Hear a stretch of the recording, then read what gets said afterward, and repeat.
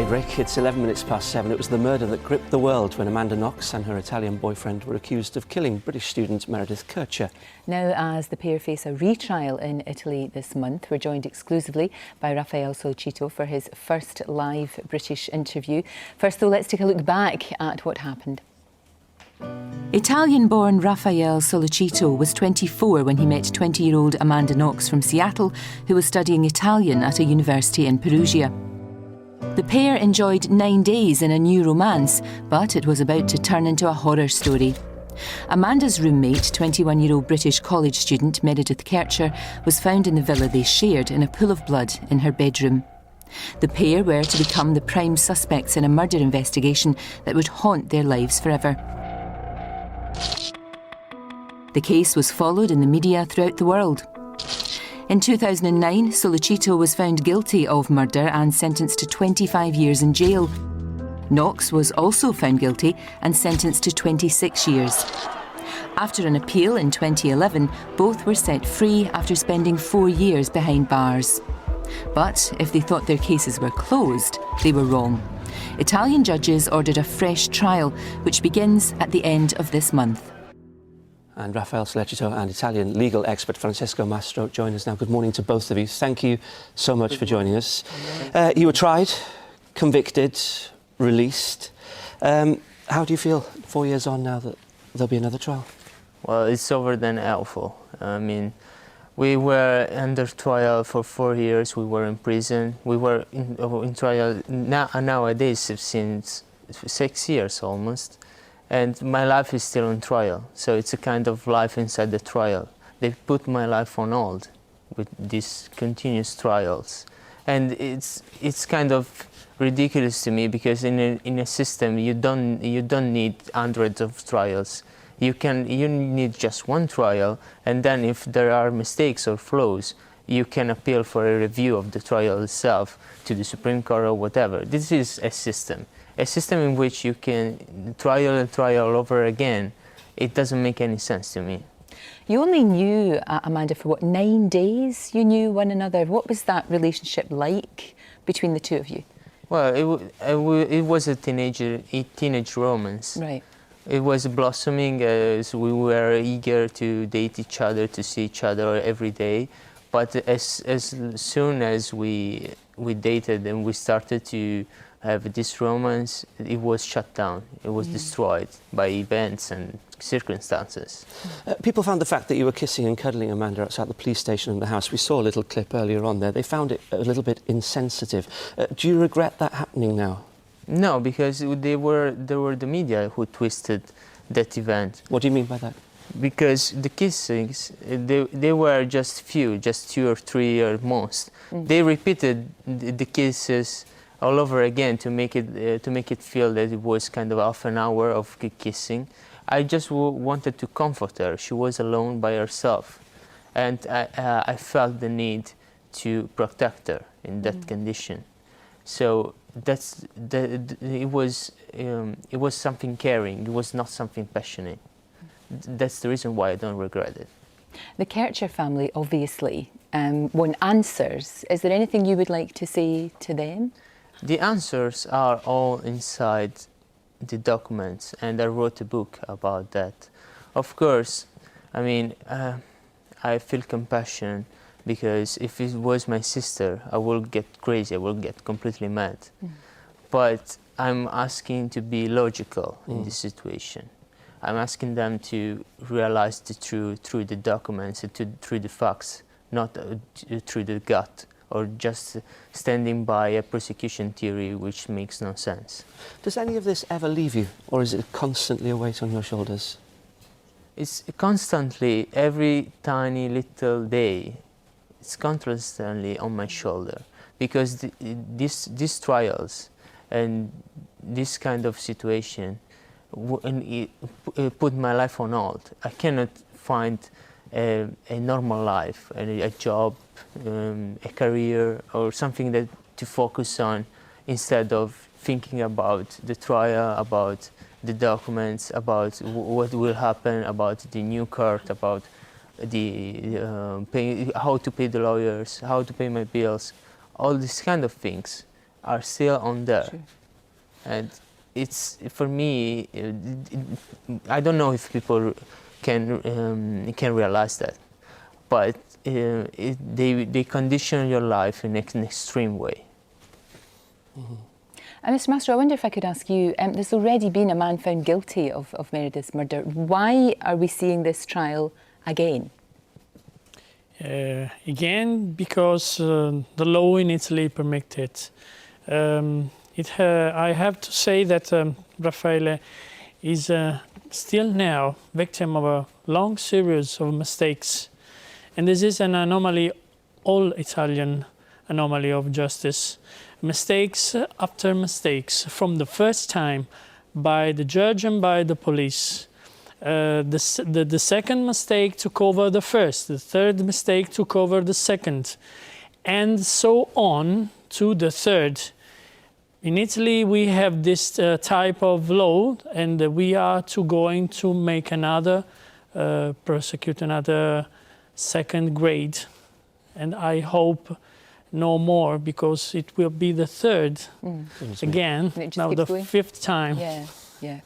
Thank you both for now, because join us in an hour. We're going to be talking to Raffaele more about his time in jail, his relationship with Amanda now, and lots more. But thank you for the moment. Yeah, thank you both. Thank you so much for giving me this opportunity. Oh, it's a pleasure. Still to come.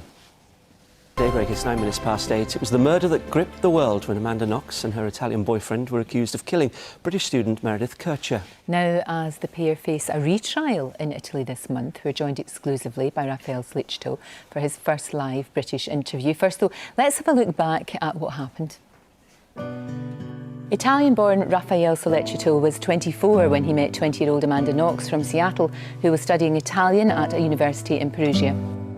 The pair enjoyed 9 days in a new romance, but it was about to turn into a horror story. Amanda's roommate, 21-year-old British college student Meredith Kercher, was found in the villa they shared in a pool of blood in her bedroom.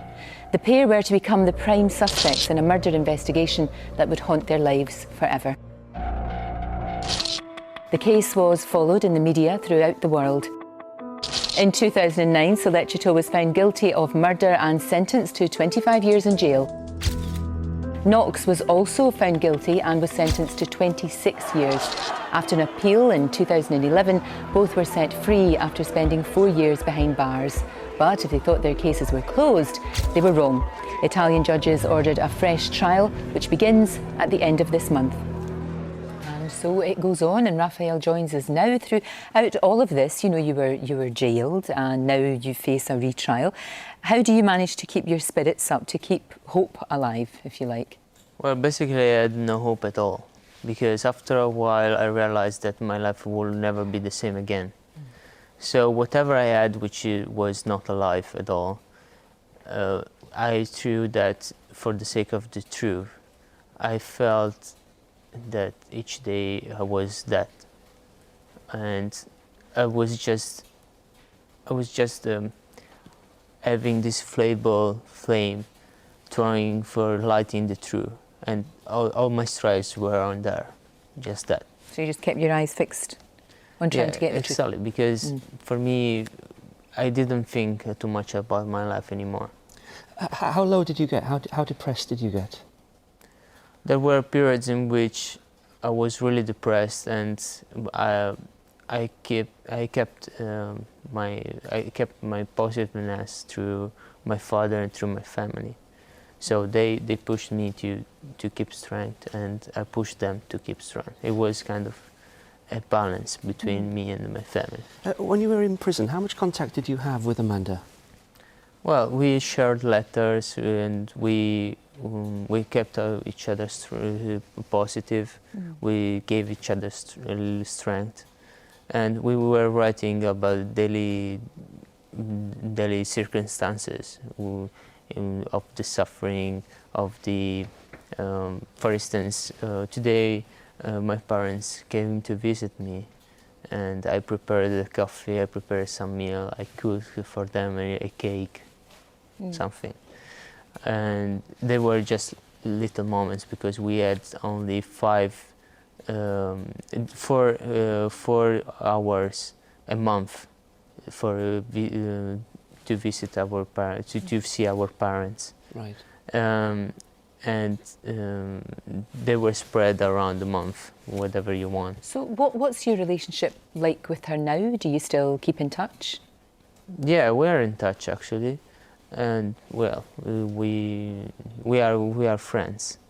Well, nowadays my life is very different than hers, because she lives very close with her family, with her parents. She is under the United States law and rules, and she is not forced to make decisions like going back to Italy, facing this ordeal again. She's not forced to do that. But my situation is very different because I have to stand by Italian rules at the moment. Do you see yourself ever having a relationship with her in the future? No. That's not going to we happen. moved on completely. Right. We have different lives, different paths. Do you wish you'd never met her? No, it's not their fault. I mean, I know that if I didn't meet her, I will have another destiny. But it doesn't change the fact that the mistakes were made not by her.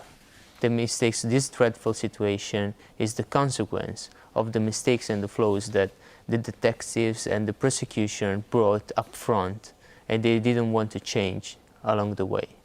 Of course, one man was found guilty of Meredith's murder. Do you believe that he acted alone? Yeah, I believe it because all the evidence brings everything through him. So he knows everything, and if you read the documents, I analyzed the documents very in detail, even the dreadful details. And I understood that he knows everything about what happened that night. He lies about the things that he don't want to make people understand or make people know. And on the other side, and you can read it clearly in his statements. And the other side, he has a past of burglaries. They have a lot of similarities with the break-in that was in the Meredith house. So he is responsible 100% of this crime, and he knows everything. Well, Raffaele, thank you for joining us this morning. We really do appreciate it. I know the nightmare goes on for you, and it also obviously goes on for Meredith's family as well. Absolutely, Very difficult for them. Thank you. Thank you. Right, coming up next, Nowhere to Live in the shadow of the World Cup. EastEnders star Joe Joyner has another special daybreak report from Brazil. Also coming up, has it changed you at all? Maybe a little bit. Just a little bit. Find how impending fatherhood is already affecting Simon Cowell. And after 8:30 this morning, Coronation Street's Jenny McAlpine is here